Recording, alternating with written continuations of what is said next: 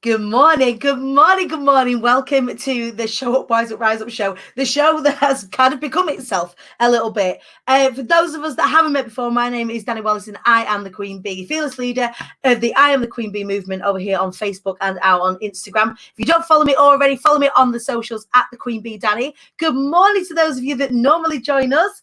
We've been doing this now for about a month. Good morning, Lisa Jane. How are you, my angel? If you are watching along live, do me a favor. Just pop in the comments that you're watching along live, so I know that you're there. It is an interactive. Show. We take questions as we go. We chat as we go. And what this is, and someone was asking me, why are you doing this, Dani? And really, it was. In the first instance, it was to get me out of bed in the morning at the beginning of lockdown because, it would have been a very real-ish for me to be not getting out of bed. So what I did is I created myself a reason to get out of bed and a reason to show up for my community. So originally it started out in my free online community, the IATQB Hive. If you do want to be a member of that, by the way, all you've got to do is search IATQB Hive and come and join us. We do loads of learning and stuff in there. So I was like, well, I'm just going to get ready for the day, but I'm going to be accountable when I do it. I'm going to just go live. I'm going to shoot the shit. I'm going to talk. We've got, good morning, everybody. Joanne, Emma, Lisa Jane. Hi, Iz. Good morning from Raynham in Kent. Let me know where you are watching from in the comments. Is from Norwich, Norfolk, connected through Gemma, who's joined us this morning. We've got the fabulous Gemma James on joining us in just a sec. Good morning, Shell. Happy Monday. This is the Happy Monday show. Now, it kind of grew. It kind of became this thing that you see now, this little sort of telly show, my own little telly show. Is one of my ambitions in life, one of my goals. I'm a super manifester, just like Gemma James is joining us this morning. She is a success and manifestation coach. We've got the West Midlands waving. We've got Warrington in the house this morning. We are super UK. Have we anybody internationally watching? Let me know in the comments. So I thought what I'd do, if nobody's putting me on the telly, I'm going to put myself on the telly, make it at least feel like I'm on the flipping telly. And this is how this came to be. So what happens is I bring on my friends from around the country and indeed around the world to come and chat about the day ahead, what's coming up for them, and also how they themselves have shown up, wised up, and rised up. Is that even the right English? Probably not. The past tense is risen in it. So how they have come across adversity, how they've gotten over it, and what success looks like to them. Just to share with you a little bit of motivation and optimism. I was just saying to Gemma backstage, because we have backstage on StreamYard, it does make me feel like a proper TV presenter. Good morning, Diane. Good morning, Charlotte. Lisa Jen is loving my energy. Thank you, my angel. Good morning from Leeds. I was just saying what was I saying, Gemma, backstage then? I was on a little thread then. What was I saying? I can't remember. It doesn't matter. It doesn't matter what I was saying. What I'm about to do is I'm going to bring my incredible friend Gemma James on, and we are going to get ready for the morning together. So comment along, ask questions as we go. I'm going to bring Gemma in. So we don't have a live studio audience for this. So what I'm going to need you to do is I want to need you to hit the like and the love button when I bring Gemma on and make her feel like super loved as she is. Gemma, good morning. Good morning. She's doing the little good morning dance. I love it. We've just been putting a little bit of makeup on just whilst we've been talking to each other. And It's really weird, isn't it, Gem, that when you are getting ready in your mirror or when you're getting ready on your phone, it's a mirror image, so you're kind of used to putting makeup on like that, and when you're doing it this way, it's flipped the other way around, so we're seeing it kind of real time, so everything's the opposite. So this hand looks like it's over there, over here. I was trying to do my brows, wasn't I? And I'm like, hold on, I'm going to draw. I don't even know where to put the brow thing anymore. I don't know. I haven't taken my mascara yet. I can do that in a minute, so that's going to be good. Entertaining. I love it. Good morning. Good morning. I haven't been up at 8 o'clock and actually dressed for like 4 weeks, so I'm really super impressed. I'm impressed. I'm really. One of the nice things about this show is not necessarily just for the guests, but a lot of our community, haven't they? Because you're a member of the IATQB Hive. A lot of our community been like, do you know what? It's just given us a reason, even if it's just to open our eyes and scroll blindly in bed and watch something. It's given us a reason to just get the F out of bed. Yes, exactly. I was always up. I was up and watching you, but I was watching you from my bed. Like, yeah. Now we've got to get ready. Yeah. Now I had to set my alarm and everything. Goodness me. Totally worth it though. It's all good. So, James, tell us a little bit about you then, my sweetness, because we've not known each other a huge amount of time, have we? Probably only since maybe the beginning of the year. It was not even that. It was since the beginning of lockdown. Oh my God. I met you in GSD. I mean, I was aware of the awesomeness that is Dani and GSD. So what's GSD? Because like we've got loads of new listeners. No, it's fine. We just got to assume that we're not in our little community. We're out in the bubble, a little bubble. In a membership, it's Lisa Johnson's amazing membership. It's the GSD Society, and I joined that in January. And everyone was talking about the amazingness that is Dani Wallace. She's amazing. And then it was probably only about maybe 6 weeks ago, something like that. It was when you did your Dani Oki, and Lisa was talking about coming to watch you do your Dani Oki, and I was like, okay, I'll go check this woman out. And I was just like, oh my God, she's incredible. So I've just been stalking you since then, really. That's how it's kind of happened. I'm just like stalking you everywhere. I love it. Yeah. So Dani Oki became a little thing. I think we was really lucky with that. So what I did, it's actually on this page for anybody that wants to go back and have a look. At the beginning, well, the couple of weeks before lockdown, it was like a pressure cooker. I don't know if you remember. Did it feel like that to you, Gemma? When just a couple of weeks beforehand, we knew something was coming. We didn't know what was going on. We was scared. We was worried. We knew it was going to have an effect on people's businesses. We knew it was going to have an effect on the kids. And everyone was a little bit scared. And then at the end of when lockdown was kind of announced, so that week, I think it got announced on the Tuesday or the Wednesday, and it really felt fraught that week. So what I decided to do, so Joe Swan from Chocolate PR had said, why don't you just go live and do a bit of singing? Just like do that, like cheer people up because you can. So I did, and we ended up getting like 30,000. It was so awesome. I shared it everywhere because I was like, oh my God, I love this woman. She's amazing. Yeah, it was just awesome. I just loved your energy and your laugh. And I was just, I need to be in this woman's circle. So I've just forced myself into your circle. Oh, I love it. And now you're here. And it's like I've always known you, and I love it. So tell us a bit more about you then, sweet. That's a lot about me. Let's tell, like, I want to know more about you. Let's tell people, like, because you are incredible. You really have. You've come into my world, and I'm like, wow, this woman, A, she knows the beans, and B, she's such a lovely energy to be around. So tell us a bit more about you, Gems. Oh, bless you. So I am a law of attraction and success mindset coach. I am a super manifester, and I'm the founder of the personal development brand. It's the Dream Life Creators. I help female business owners to manifest the business and the life of their dreams with what I call practical woo. So I love that. I found out about the law of attraction about 4 years ago. And for those of you who have never heard of the law of attraction, the premise is that what you focus on, you attract. So what you put out there into the universe, you'll be attracting back. And at the time when I was like 20 grand in credit card debt and living in this little flat and in this law job that I hated, it fascinated me, but I couldn't really see how just like thinking positive or just telling myself that I'm rich, that it was going to suddenly change everything.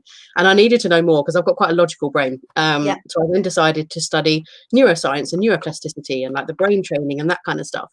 And when I learn about the absolute power of our brain and like where our fears and beliefs come from, why we have these certain feelings about ourselves, how they're formed, and how we can use things like powerful language and things like gratitude and things like vision boards and that kind of stuff to actually change those beliefs and really create whatever we want for ourselves.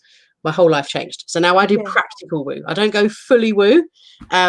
I bring people in, to talk about the fully woo stuff, but I do practical woo. So I really talk about things like success habits, powerful language, vision boards, journaling, decluttering, all the stuff that you can physically kind of do to create your life. Because I need to feel like I'm doing something.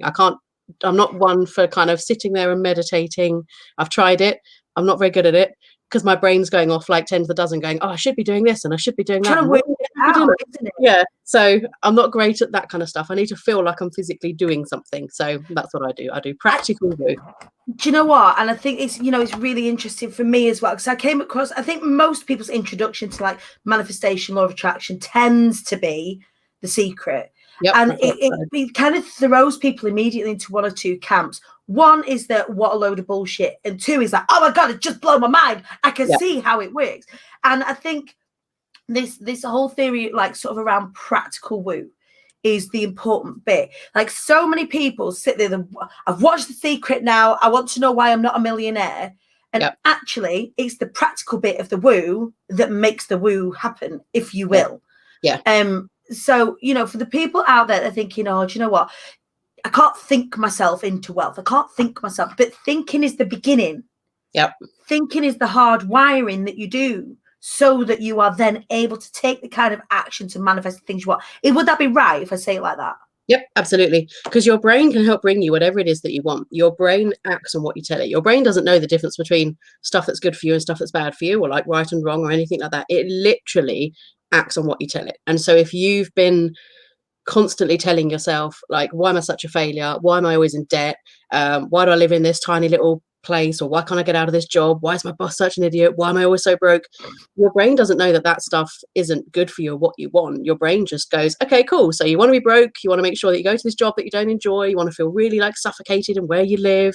You always want to feel frustrated. It's just the way your brain works. And when you know that, you can turn it around with your thoughts. When you start thinking, and that leads into kind of talking and that kind of thing, when you start thinking, okay, so I am successful, I'm more than good enough, I can have this, I make £1 million a year, whatever it is that you want to do, your brain doesn't know that that stuff's not true. Your brain just goes, oh, okay, so you want to feel like this, you want to feel like this, and it kind of you start to take away the barriers, don't you? Start to take away the barriers. And I think when you don't see it like that, that's when all you see is barriers. It's like when somebody says, okay, I want you to think something red, think something red, think something red, think something red, close your eyes, open your eyes, look at something blue, and you can't see anything blue. Yeah. For the life of you can't see anything blue. Yeah, and it's kind of that thing, isn't it?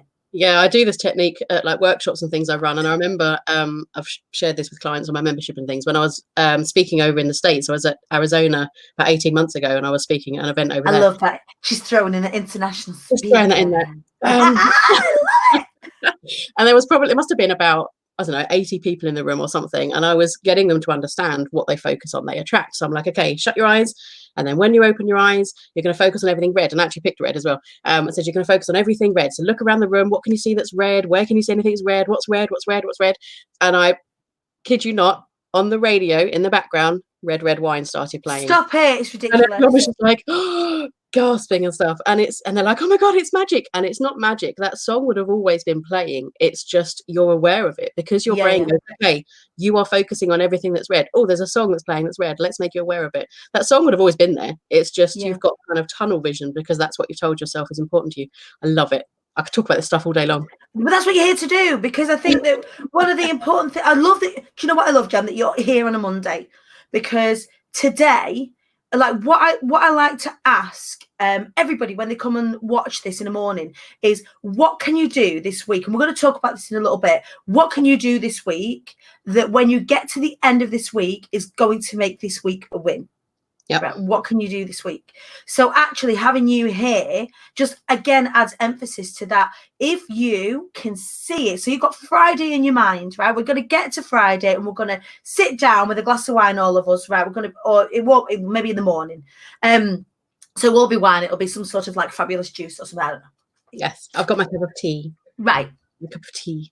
So when we get to Friday, and you sit down and you go, right, there's another week in lockdown done with, another week in lockdown. What can you have done this week to make it a win? The very act of doing that at the beginning of the week starts to allow you to start to move towards that, right?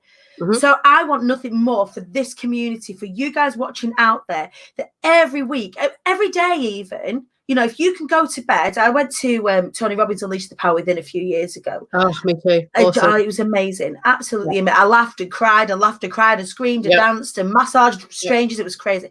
And I think that whole massaging strangers, I know this is a tangent, but massaging strangers thing is the weirdest thing in the world. The weirdest thing in the world. But still, I played all out. I'll talk about that another time. So I threw myself on that much of a tangent then, Gemma. I forgot what I was saying. What was I saying? We're talking about setting yourself up for the week, and if you can like imagine it, and what are you doing today that's going to get you there? And right. So I was saying about Tony Robbins, and one of the things that he said, and it had a really profound effect on me, was whenever you've got a goal and you're stood at the bottom of the mountain You stood at the bottom of the mountain, you're looking up at it. The only thing you've got to do is put your foot in front of the other. Yeah. One, just one. You don't have to think, even get that idea. You know what the summit is.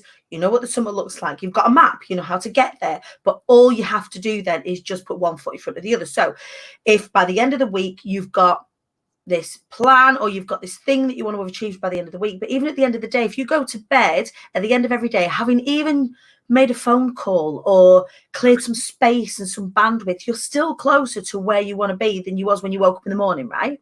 Yeah. And that was really profound for me. I was like, okay. And I cut myself some slack off at the back of it as well.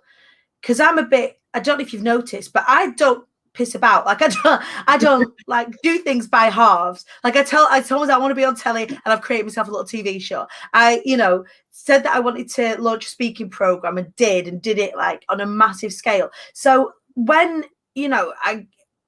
you work at that kind of speed and that kind of level, sometimes you can exhaust yourself and you can beat yourself up that, when you get to the end of the day, if you've not achieved all the big things in the day, you can kind of beat yourself up with a bit of a stick about it, can't you? Oh, I didn't do all those things. What a dick. I didn't do all those things I could have done.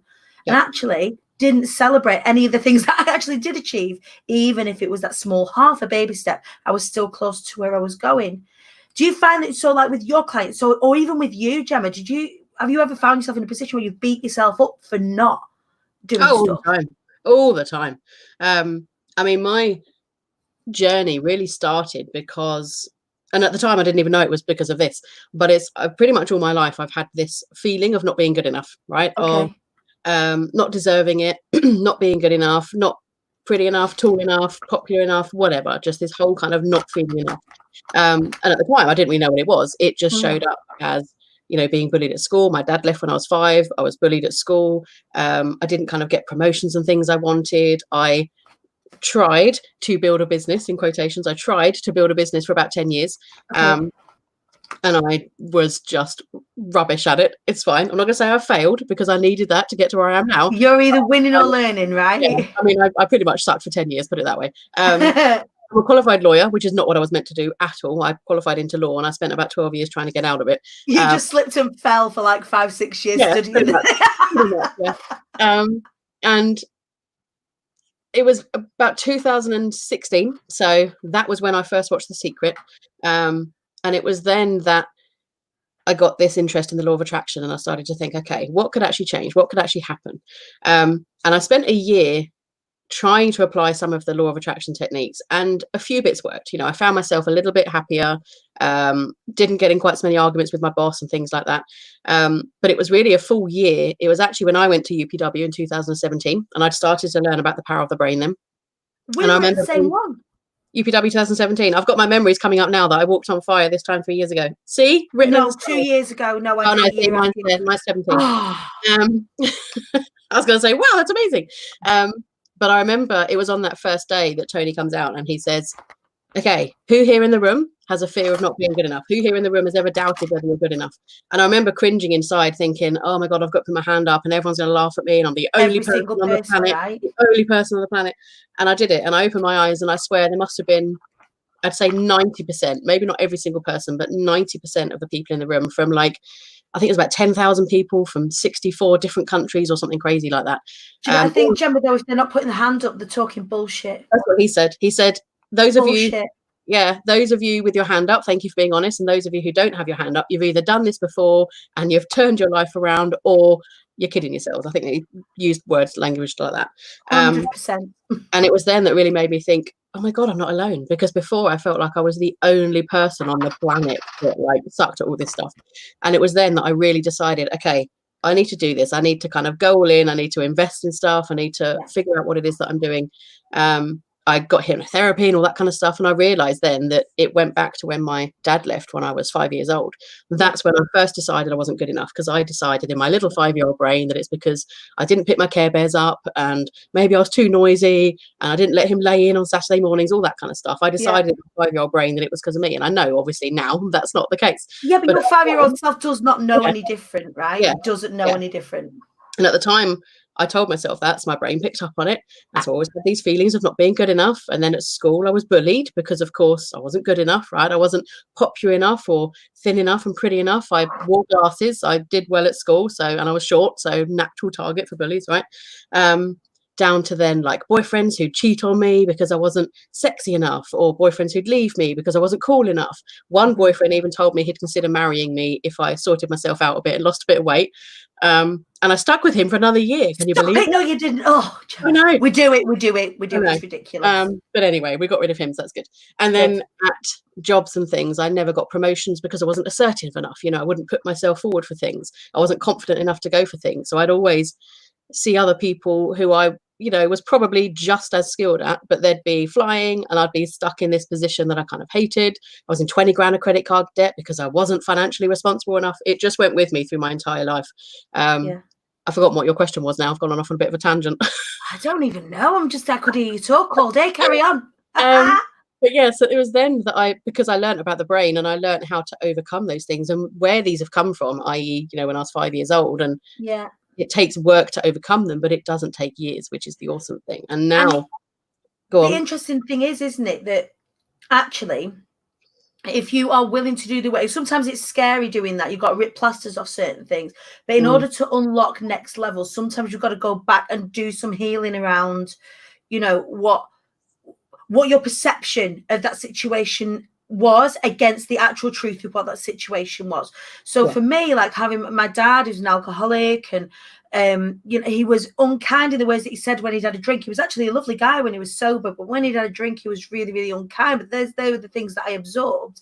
And then how he was and how he was with my mum and all of that informed a lot of the choices that I made in my relationships when I got older. So no wonder I found myself in a position where, I had boyfriends or partners that were either abusive or without ambition, or they just wouldn't look after me, or they wouldn't turn up for me, and I was like wanting to look after them and save them, and it was all informed by this. I need to always try really, really hard with the people that I'm with, and it doesn't matter who I pick. So, but it was only when I started to do that healing for myself based on the perception of that kid, that child within me that thought that this was the way that I had to behave because that was my learned situation. Actually, when you do some of that healing, that's when you start unlocking those next level bits for yourself. And again, this is the practical woo thing, isn't it? It's not about you've got to do like loads of regressional stuff, and you can, and that's really helpful to a lot of people. But just acknowledging the fact that you were, at the time when you made certain decisions, you did what you did with the knowledge that you had at the time. And then when you have more knowledge and when you have healed, then you are able to make better decisions, isn't it?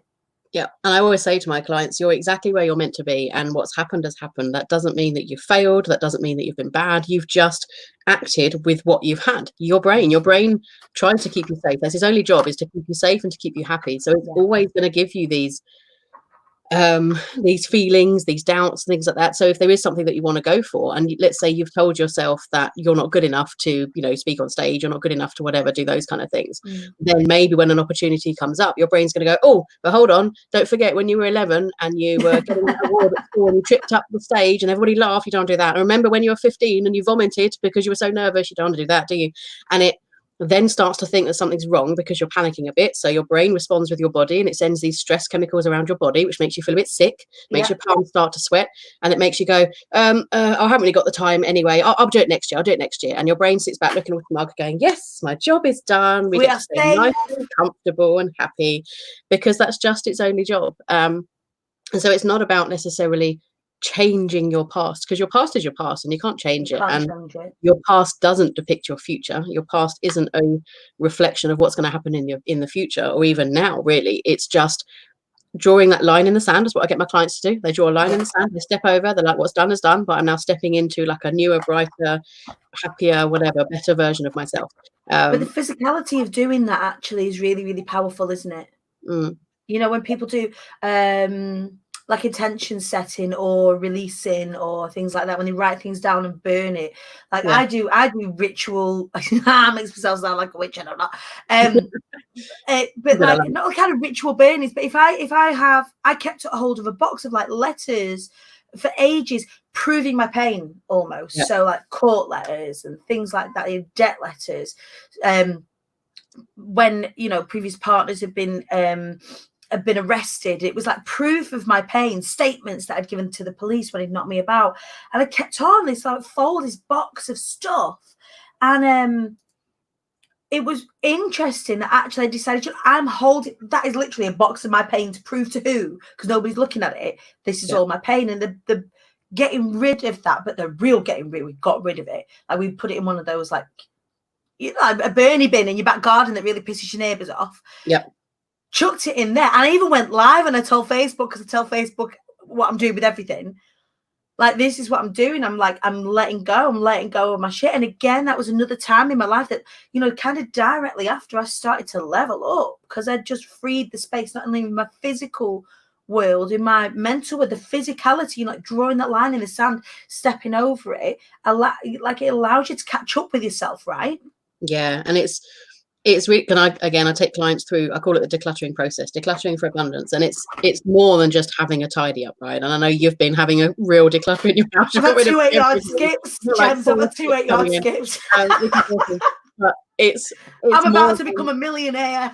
Exactly. It's more than just having a tidy up, having a spring clean, and it's more than just like getting rid of some old tats sort of stuff. Sometimes it is just going through that process of releasing those things that don't serve you. If you're holding on to them and they're not helping you grow, they're not helping you develop, they're not helping you progress, then it's just kind of, okay, thank you for the situation, thank you for the whatever, the memories that you gave me, but it's now time to move on.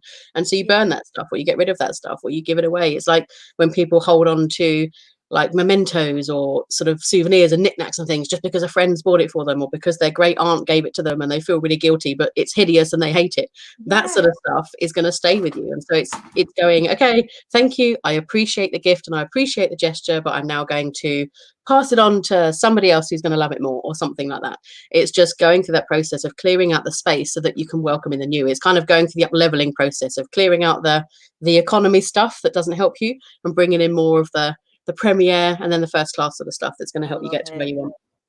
I love it. Like, so many of you are like chatting about, what's your experiences of this. Sam Taylor Layton's just going through this process herself.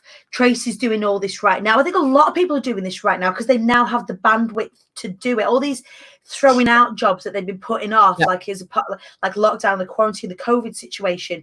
People are now indoors looking around at the four walls going, do you know what? None of this is like my exact thoughts. What is not serving me here? And the answer was 2 massively overflowing 8-yard skips worth of stuff. That's a lot of shit to be carrying around. That's a lot of shit to be saying, Joe Swan saying, wow, Dani, I actually had a shit suitcase. So one of my talks is around having a shit suitcase, an emotional one and a physical one. Forgive the eyebrows. This is like a trust the process situation right now. Claire Clark saying, I love to burn stuff in a non-arsonist way. It's really cathartic. It really is cathartic. Oh, guys, you were loving this morning. I love it. Emma Roscoe, she burns stuff too. Kirsty Stanger, this is truly amazing. I'm in the process of getting myself into a more positive mindset, fitness and health wise. And then I feel that it will set me right for putting all that energy into growing my business, totally smashing this. Definitely ready for my September intake. Oh, Kirsty, thank you so much.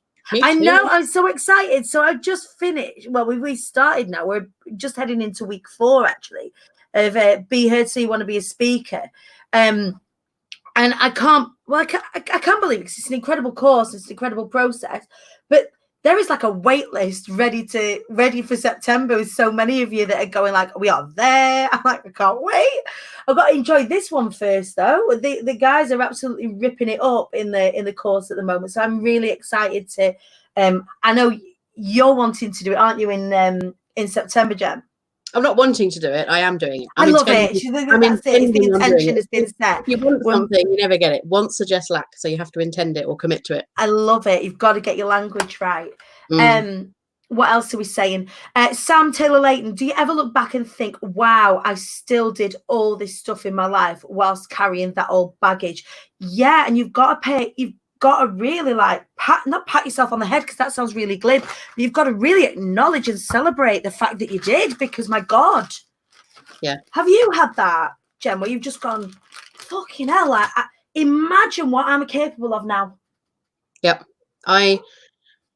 And it's probably not a big, huge thing, but for someone who never felt good enough, who always needed the, like, I don't say respect, but like the love and appreciation of everybody else. I needed to feel like I was loved and valued and stuff, because I never felt good enough. To then go off to Australia. I went backpacking around Australia by myself when I was 21. And I just decided I split up with another boyfriend because he cheated on me, because, you know, I wasn't sexy enough and all that sort of stuff. It was like, right, what could I do? That I could get my hair cut, or I could, you know, go and buy a new car, or I could just go traveling. And I was like, okay, right, let's do it. So the next day I looked at kind of how much visas were, and I looked at how much tickets were, and I'm like, I'm just gonna have a look, I'm not gonna do anything. And I was like, oh, there's a special offer where I could get this and it's only this much. Oh, okay. So then I ordered my visa, because I thought, well, I don't have to go, I'll get the visa, but I don't actually have to go. And then it turns up, and so I booked the tickets, and it was like 3 months later that I'm on a plane by myself flying like across the world to Australia. And I absolutely loved it. I had the most amazing time. And still, while I was over there, I had the whole, I'm not good enough, I don't fit in, what are people going to think of me? But just the fact that I got on a plane by myself and did it without worrying about what people think, now I even now think, my God, what could I have done if I had this mindset now? But yeah, I'm so grateful for what I did, and all of that, I needed to get all of that to get me to the point of where I am now. You know, it's all part of led you here, isn't it? There's, you know, well, when you know, when I share my story, and I think about how terrible I used to be to myself, and still achieved incredible things. Like you, traveled around the world singing, had some incredible jobs within corporate, all the while like not loving myself. Actually, I wouldn't be helping the people who I am helping right now. I wouldn't be sharing the things that I'm sharing right now had I not been through all of that. And the fact that, you know, it's not, when I share these stories in a similar way to you, Gemma, it's not, I'm not opening up my shit suitcase and going, here, smell my shit. I'm sharing it because actually, when you start to learn how to do it, if I can teach people how to do it sooner, if I can, like, when I speak, I'm often speaking to 19-year-old, 20-year-old me. And it just so happens that resonates with a lot of people because they maybe haven't gone as far along that personal development process yet. Then that's the job done, isn't it? You know, I'm only 36. It's not that old. It's, you've still got loads of shit to get wrong. Yeah, I've still got, but I can love myself in the process, which gives completely different outcomes than when, can you pay now for September, Claire? Yeah, you can. Drop me a PM. We need to take my money. I love it. So Anna Jackson. So we've got Paralympian, incredible basketball player Anna Jackson in the house. I burnt stuff from a court case, and it definitely resulted in a level up. It is this practical woo that Gemma teaches, and it is phenomenal. The power of it when you start learn. I think self-awareness is the first step towards recovery in anything. And when you start to invest in people like you, and you start to really do that work on yourself, that's when you start unlocking stuff, because people are scared of investing, aren't they? Yeah. And it goes back to the what if, you know, am I good enough to do it? It's rarely about the money. I know sometimes people physically don't have the money, but a lot of the time it is also not necessarily about the money. They could find the money. It's the, what if I can't do it? What if I'm the only person that invests in this program and don't make it work? Or what if I'm the only person that does this and I fail? What if I can't, you know, pay the rent? What if I can't feed my kids? All of this sort of what if stuff. And again, it's your brain keeping you safe, because you don't know that stuff's going to happen. It's just your brain going, oh, but this is something new. We're not quite sure if we like this. We like to keep safe and happy. So I'm going to give you all of these what ifs, all of these doubts and fears, so that you don't do it and you stay exactly where you are, which is, you know, what kept me where I was for 32, something like that, years, maybe a bit more. But it's this thing about comfort, isn't it? So comfort is lovely. It's lovely for a finite period of time, because we as animals aren't designed, however much we would like to be, we aren't designed for long-term comfort. No animal is. If we think about it, we're still animals, whether we like it or not. I mean, we're quite self-obsessed as human beings. But you can imagine if somebody says to me, have a lie-in in the morning, I'm like, I am here for the lie-in. Let me have a lie-in the morning. Then someone could say to me, do you know what? Stay in bed. Watch Netflix. Like, I binged the whole of Afterlife and cried. And it was a really cathartic cry as well. Have you seen it yet? I haven't watched it at all, but I'm now thinking that I probably should, because I'm seeing everybody's. God, you've got to watch it just for a really good cathartic cry. I get that from This Is Us. Have you seen This Is Us?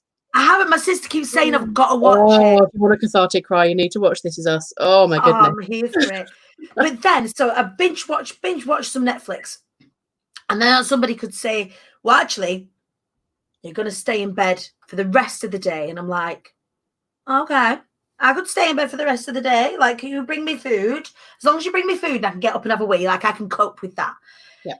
But getting into day 2 and day 3, staying in bed, and in this level of comfort that I had rewarded myself with 2 days ago, I'm starting to ache.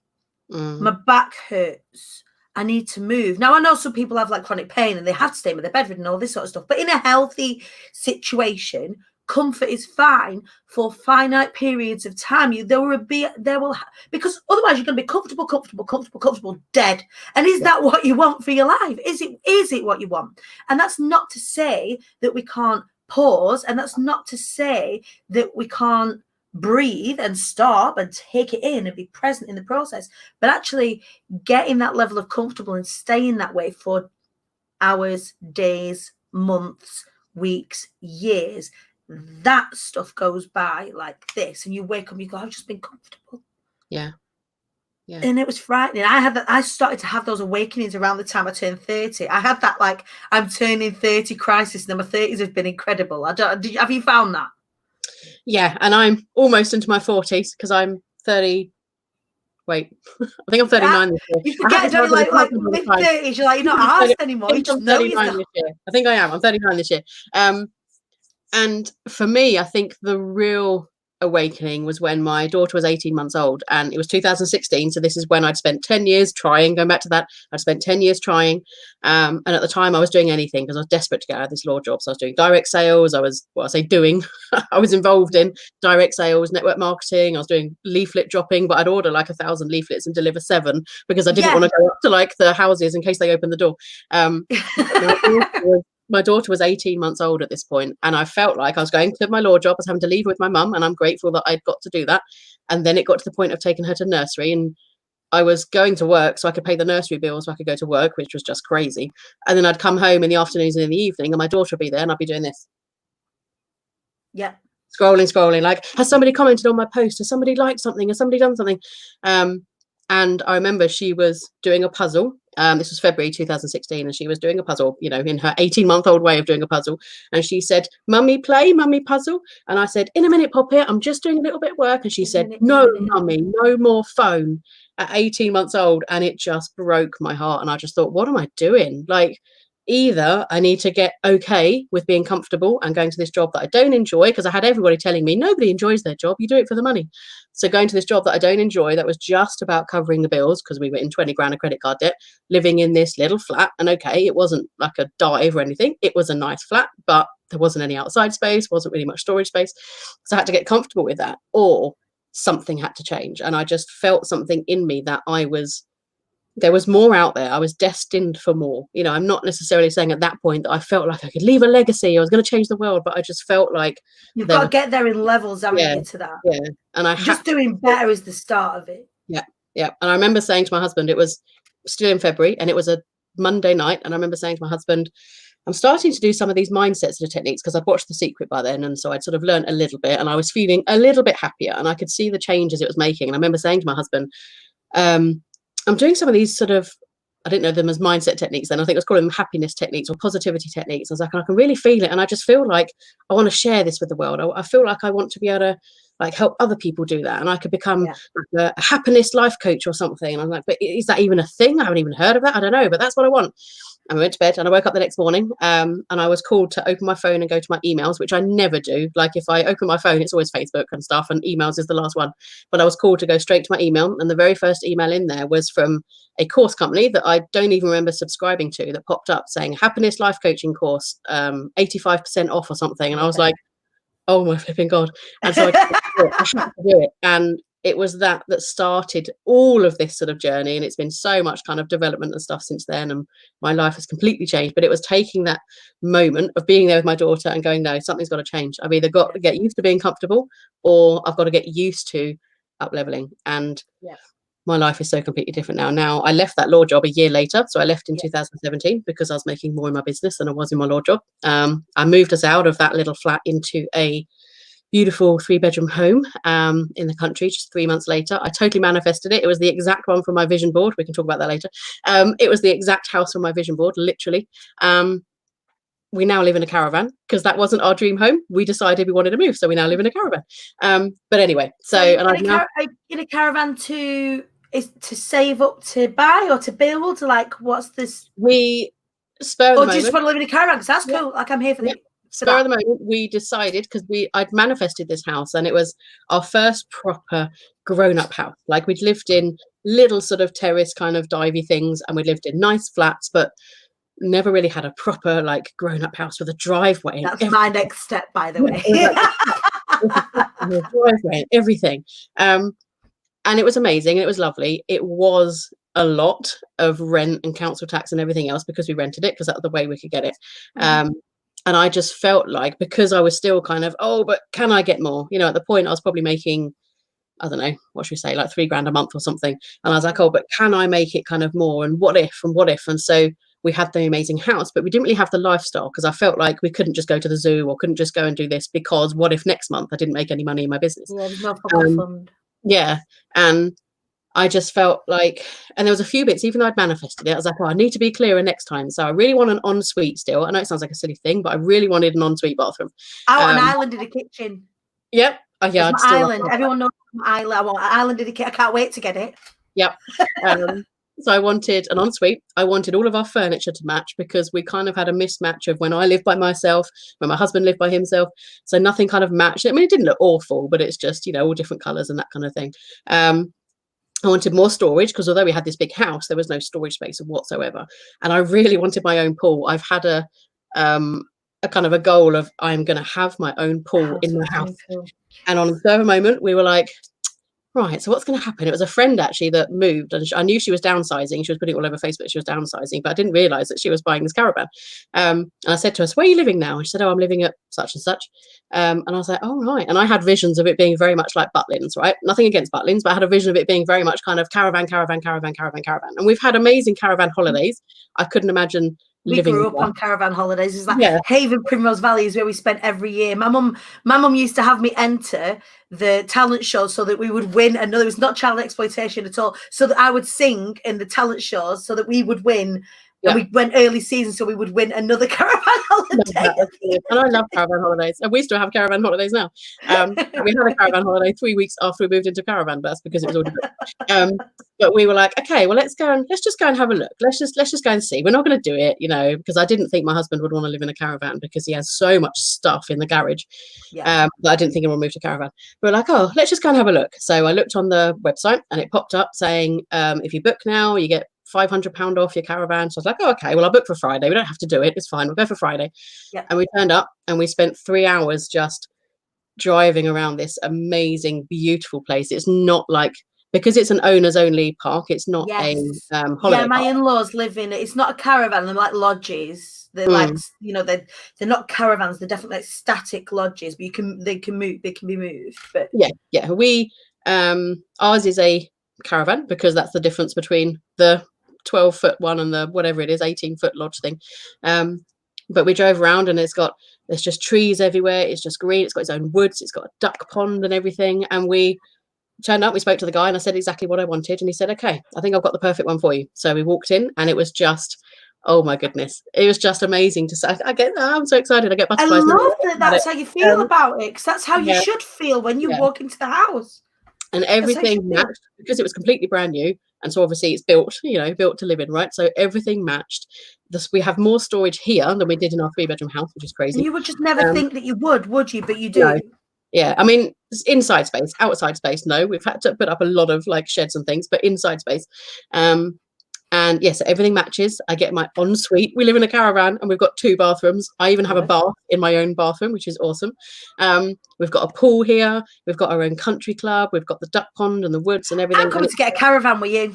Yeah, You've sold it to me. I'm here for it. Saving so much money. We've bought this, so we're not only do we own something as opposed to renting it, but I just feel like it's given us so much freedom because now this could be my daughter's first home when she's 20 or something. God forbid, she's 5 at the moment, but it could be her first home, or we're still thinking of maybe moving to France or somewhere, or Italy, and so it could be our UK base. We have so much more freedom now. We can literally pick our home up and move it to another caravan park without really having the albatross of that huge mortgage hanging over your head.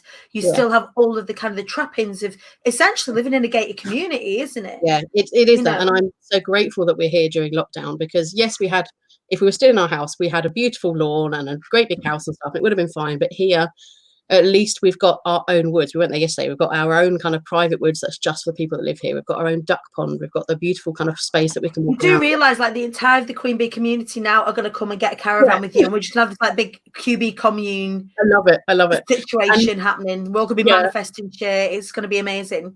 And last summer was just awesome because we moved in the beginning of July. So we had the school holidays here, and just to be able to go up to the pool, and they were putting events on and things during the school holidays for the kids. So my daughter got involved and they did like a Wizard of Oz thing. They spent 3 weeks sort of practicing it, and she was Toto because she was the little one.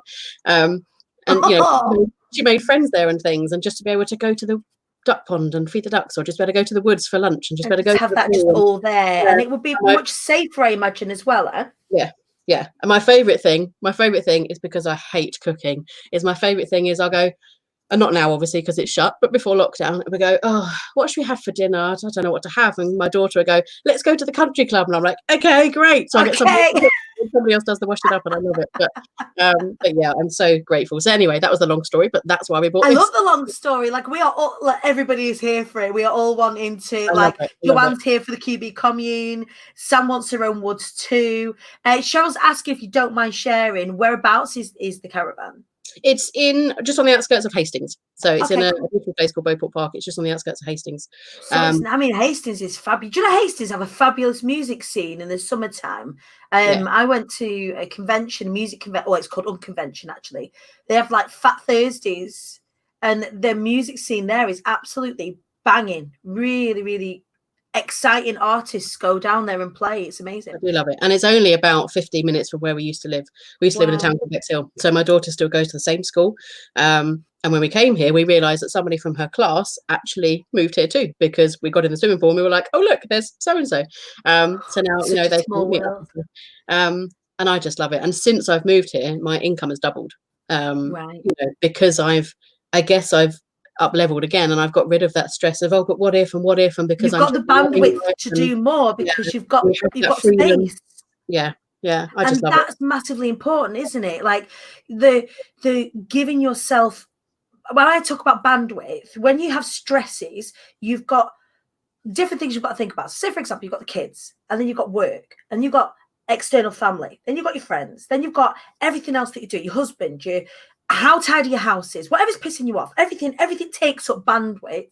And then if you take away any one of the stresses, you create space, and you get to choose what you fill that space with. You can either fill it with more stress, or you get to fill it with creativity, or you get to fill it with productivity. You get to choose. But in freeing up that bandwidth, that's what gives you the space to start flexing, to start doing that leveling up stuff. Because I mean, and I think this is why lots of people are being more creative now during lockdown, because all of a sudden they've got this bit of time. Everyone's saying we've got no time, and all of a sudden we're in this position where we've got, even if it's just a little bit more time. Now, shout out to all the parents out there who have kids of a demanding age. Like, I've got a 4-year-old, but still I have more bandwidth to think and look out and pop my head above the parapet. And that, like, so like you say, you've doubled your income. Well, no wonder. Yeah. And we got rid of so much stuff as well, because of course we moved from a 3-bedroom house to a caravan. And so we both had stuff that just followed us from years, paperwork and old cards and knickknacks and things. And we even had boxes of stuff from when we moved from a little house to the flat, and then we moved to this new house that we hadn't even unpacked. We just had boxes of stuff. And so we got rid of about, I reckon, 90% of our stuff, maybe even a little bit more. We sold some, we took it to the women's refuge, took it to charity. Like Swedish death cleaning. Yeah, it really was, because everything was here. We didn't need to bring our sofa. We literally brought one cabinet. It's my daughter's cabinet that she keeps her toys in. That's the only bit of furniture that we brought, because everything else was here. But kitchen things and bedroom things and whatever. And I've not once thought, oh, where's that gone? Oh, I wish I hadn't got rid of that. What am I doing? Oh, that potato peeler. I really love that potato peeler. It just shows how much that you keep on to, because I say we must have got rid of 90% of our stuff, and I've not once thought, oh, why did I get rid of that? So I just love it. So getting rid of all of that kind of stuff as well has probably given us a bit of mental space to sort of, do more and be more. I love it. So, Claire was just asking, is it cheaper than the house that you were renting? Yeah, it is, isn't it? You'll find a lot of people that retire into these homes because it allows them to free up the equity in the houses. So even if they're mortgage free, my in-laws have done the same thing. It's freed up the equity that was in their house that they bought years ago. They've been mortgage free for a long time. They've gone and bought their lodge, and then they're able to enjoy the equity that kind of spilled over, because there was still so much left once they'd bought. Yeah, I just love it. I love it. And now I walk around the park and I'm like, oh, that's a nice one. When we upgrade, we should totally get that one, because you can upgrade whenever you like. And it's amazing. People, you see them taking all of their stuff out and leaving it on the driveway, and someone comes along and takes their home away and brings them a new shiny one, and they put all their stuff back in. It's just awesome. I love it. And now I walk around going, oh, next time I'm definitely going to have that one. Oh, next time we're definitely going to have that. But it's the lifestyle it's given us. And I'm surprised, because I did think, my goodness, being under, literally going from a 3-bedroom house to a caravan, it's going to be interesting. But because the lifestyle has given us that kind of freedom, I've not even noticed it. And now, we're doing up the garden and things. We've got beautiful plots, so we're surrounded by trees and bushes on all 3 sides. You can't even really see a caravan if you go at the back of it. Got beautiful pit. My husband's, I was gonna say we, but it's not we, it's my husband. He's leveling it all, and we're gonna have a table and chairs there, and my daughter's got a trampoline up again and stuff. Say we because you coordinate, don't you? I pointed a bit, and I did I dug up a few bits talking about it being being therapeutic and stuff. I got out this big, what does he call it? I can't think what he calls it now, but like this big. He got out his big what? It's a morning show. Got out his big, pickaxe thing. I don't know what it's called. But I was there like hammering the ground and stuff. It's really therapeutic. I love it. But yeah, other than that, my husband's basically done all of it. But because we have that kind of freedom and that happiness, it just means that we all get on better anyway, and we're all more comfortable and stuff. Less stress and all of that. Yeah, it's so important. Because he's a postman, so if he was furloughed and at home, maybe it'd be a little bit different if he was here all the time. But at the moment, he's here at the moment. He's got a day off today. But yeah, so I may feel differently if he was here all the time, and I'm sure. Yeah, me and Wallace have kind of been preparing for this whole quarantine situation for a number of months now. So he came out of employment, like conventional employment, November last year, and he was just sat there, and we just done our launch. I got my plan for the year, or our plan for the year, for I Am the Queen Bee and the movement, and for the speaking and for the speaking coaching. And we sat down, and he was like, he had to be at work at something silly, like he was a delivery driver, and he had to be at work for something silly like 4 a.m. And he was sat there like this, and we just made all these plans, and we mapped out like what the next sort of 6 figures were going to look like, and how long it was going to take us to get there, and all of that. And he was like, I don't even know why I'm going into work. I don't know why you're going into work either. And then he came out, and then he's been at his computer ever since. That's why I've moved up here, so I don't have to spend so much time with it. Yeah. I know what you mean. And my husband, one sec, really quickly, only because we're running out of time. Goodness and I want to make sure, like, I could honestly, or I could just chat to you all day. I've had the best time this morning. We've been so blessed with all of our guests that have come on so far, but I've loved getting to know you better, Gemma. But could you tell me how have things changed for you since lockdown? So we're in the 6th week now.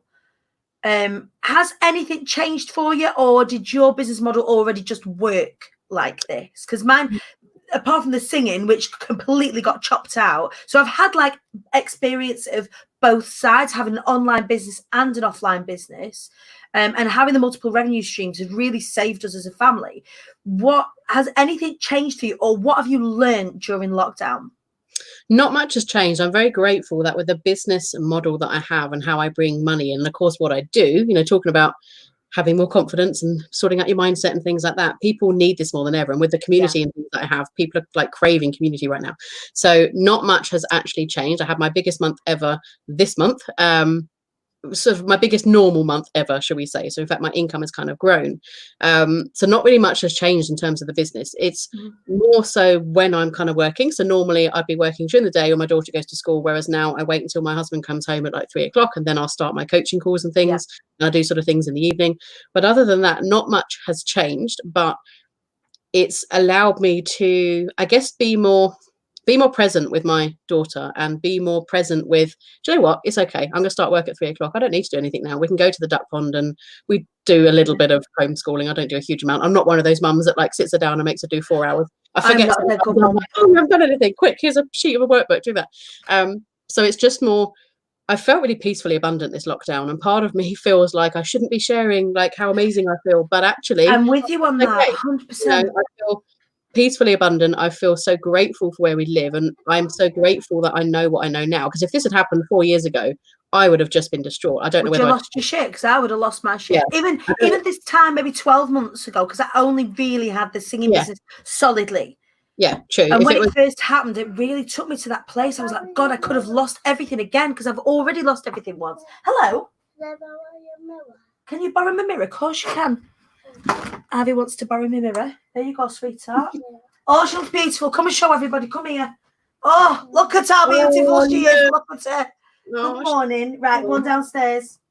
She just wanted to fancy herself in the mirror. But she's so cute. Yeah, I mean, that's fine. Go on downstairs. I'll be down in 2 minutes. 2 minutes like that. Go. So yeah, if it had happened even 2 years ago when we were still at the house, there would have been the real kind of, oh my God, how can we pay the rent, and how can we do this, and what's going to happen? Because I don't know now what I knew a year ago. And every year I'm kind of learning and developing and growing so much. And I guess what I've learned is that it's okay for me to step up and be that leader. And I've learned that through you, of course. It's given me that confidence to go, actually, it's okay. What I do does impact lives, and what I do does change lives, because I get messages every day telling me that it does.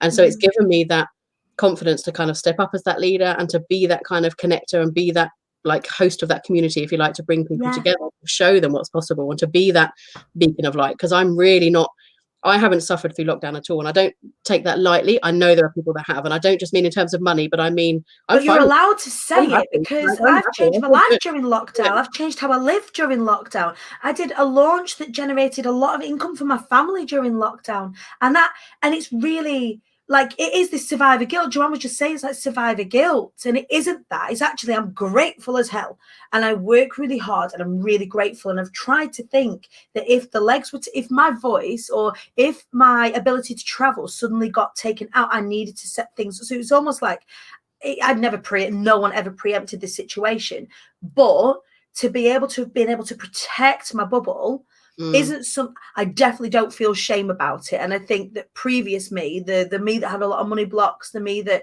that was an extrovert but didn't really want anybody to see her, was I would have been ashamed almost of saying, oh, do you know what? I've actually done really fucking well. It's a bit awkward. You know what I mean? But it's not. People that are in our position, Gemma, it's up to us to be able to show. Success leaves clues, and success can leave clues in the most dire of times. And sometimes that might be a mindset thing. Sometimes that might be a practical thing. Sometimes that might be a learning a skill thing. But if there are people, like us, that are around, that are able to help, people that aren't there yet. That we're able to lead a community, we're able to show how you can even just get up here right first, so that you can create that bandwidth. And it might not mean massive amounts of freedom in the first instance, but even just taking that half a step, that quarter of a step closer to wherever it was that you were before, then I think that's, job done for us. So really, really quickly, Gems, I'm asking everybody this. I asked the entire community of this on a Monday. So we've got a whole week ahead of us, 5 days. I've started to take weekends off as the singer in me absolutely itches at the weekend. Like, I've never had so many weekends off in my entire life, and I've started to really protect them. I wonder if I'll ever go back to like singing like kind of full time as well as this. But if you get to Friday and you go to bed on Friday night and you think, God, I've done something that's really made this week a win, what would it be? Two of those. So one of them has been this, and I don't say that to stuck up, but this is a win because it's allowing me to show up, wise up, rise up, right? And so many people want to know. We're gonna share this in a second. So many people want to know where to hang out with you and where to find out more about what you do as well. So what's the second thing? Second thing is that I'm going to be enrolling in one-to-many this evening. So as soon as she announces it, I'm there. Oh, you're going to love it. My credit card in hand. And I know that's going to help me be there for my community even more. I have the most amazing with my membership. I've got the most amazing membership now. I just absolutely love it. And I just can't wait to make it even better for these ladies. So that's going to be exciting.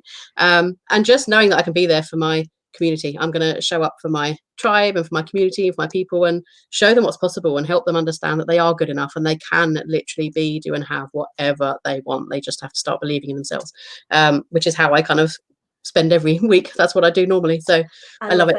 I'm going to be tuning into the one-to-many masterclass this evening. It's at 8 o'clock on the Lisa Johnson coaching page. For again, those of you that know me, those of you that start to tune in will know that I'm a huge advocate for Lisa. Lisa's my personal business coach and has absolutely changed the way I do things. So I'm always a huge advocate. But tonight she's launching her signature program, which is one-to-many. So I am so excited for you. I can't wait to do this again in a few months' time and see where you're at. So please do come back on the show. Gemma, just before you go, where can people find you? Where can we hang out with you a little bit more? Because you do have a community, right? I do. I have a free online Facebook community. Absolutely love it. It's called the Dream Life Creators Club.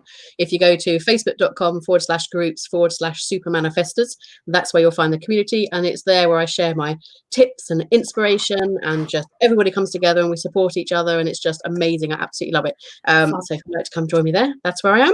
Amazing. And if you want to, after this, just pop that link in the comments for people to come along and come and hang out with you, because I would love to have as many of you as possible. Claire Clark's already beaten you to it. She's popped it in there already. So if anybody does want to go and hang out, because I shared it in my group that I'm coming, so I've got some of my people in here. So I love that. I love that. Thank you so much for joining us. I'm going to pop you out of the stream now. We're going to wrap things up. Thank you so much for being here. It's been lovely to get to know you a bit better. I'll see you later. So there you go. That was Gemma James. What an incredible way to start the week together. This week, I'm absolutely in awe of her. I knew that when we first met that we were going to do something like this and we were going to hang out. And I'm so glad that we did. Thank you to everybody that's joined us this morning. So Joanne, my wins this week, getting ready with Dani. I need to declutter this week. That's what's holding me back. Let me know in the comments what your wins are going to be this week, and let's check in. I got my cheerleader costume ready. I'm not even lying. I've bought a cheerleader costume. Coming up this week, we have got tomorrow the amazing Joanna Smith from Creative Sass. We're going to be talking all things creative. We've got the fabulous Jessica Fleischer joining us, and we've got the style guru and incredible friend of mine, Shell Showit, joining us. And on Friday, I've got something super special for you. On Friday, I have got the wonderful Dave McPartland from Britain's Got Talent. Now, I don't know if you remember, I think it was like last year or the year before, Dave McPartland is a head teacher that's local to him. We already knew of each other prior to him going on Britain's Got Talent. He made a bid with his school to do a Christmas #1, and he was quite the kind of the local local treasure. But we've kind of followed each other and really respect what each other does. And he is now raising his profile. He, often speaks guest expert in the media on schooling, and he is also one of the teachers on BBC Bite Size. So if any of your kids, for all the parents out there, if any of your kids watch BBC Bite Size, it will be Dave McPartland that you see in the 9 to 11s, the 9 to 11 age category. Now, We're going to be getting ready together for the work day. Things will look very, very different for Dave, given that, he is a head teacher at school. So I'm going to be asking him his thoughts on where things are at with the whole school situation. So please, please do come along. It isn't a political broadcast. He is a friend of mine who happens to be in the field. But I would love, love, love for as many of you as possible to join us this week. On every day this week, 8 o'clock in the morning, show Rise Up. If you have enjoyed today, please, please, please give us a little share, and tell your friends and your family and your people that don't want that scaremongering from the media. You want some positivity like this to start your day. Come on and join us 8 o'clock every morning. The Queen Bee Dani across the socials. If you don't follow me on Instagram already, at the Queen Bee Dani, come and give us a little cheeky follow. And if you want to join the IATQB Hive, all you have to do is search on Facebook IATQB Hive, click join, and you are more than welcome to come and join us in there, where we we don't hang about. We definitely do not hang about, where we hang out, and we carry on the conversation in there. So thank you so much for joining me. I will see you tomorrow at 8 a.m.